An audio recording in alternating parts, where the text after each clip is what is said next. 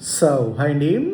చాలామంది students and especially MBBS abroad అయితే plan చేసుకుందాం అనుకుంటున్నారు. అది ఇండియా కూడా అవ్వచ్చు. డెసిషన్ మేకింగ్లో సరికి యూనివర్సిటీ సెలక్షన్ మిస్టేక్స్ అనేది చాలా చాలా జరుగుతున్నాయండి.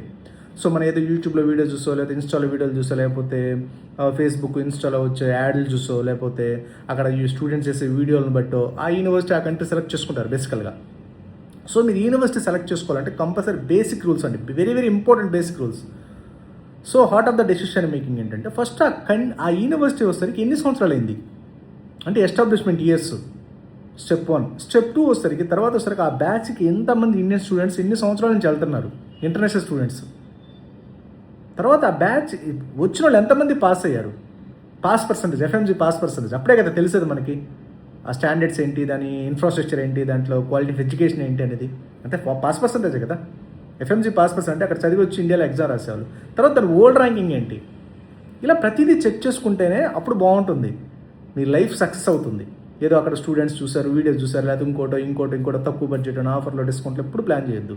దాని ఓల్డ్ ర్యాంకింగ్ ఏంటి, ఎన్ని బ్యాచ్లు ఎంబీబీఎస్ పాస్ అని, పాస్ పర్సెంటేజ్ ఎంత, దాని ఓల్డ్ ర్యాంకింగ్ ఎంత, ఇంగ్లీష్ మీడియమే కాదు, ఎన్ఎంసీ రూల్స్ ఫాలో అవుతుంది లేదా, ఇవన్నీ చెక్ చేసుకుని వెళ్తే 100% లైఫ్ ఇస్ పర్ఫెక్ట్గా ఉంటుంది.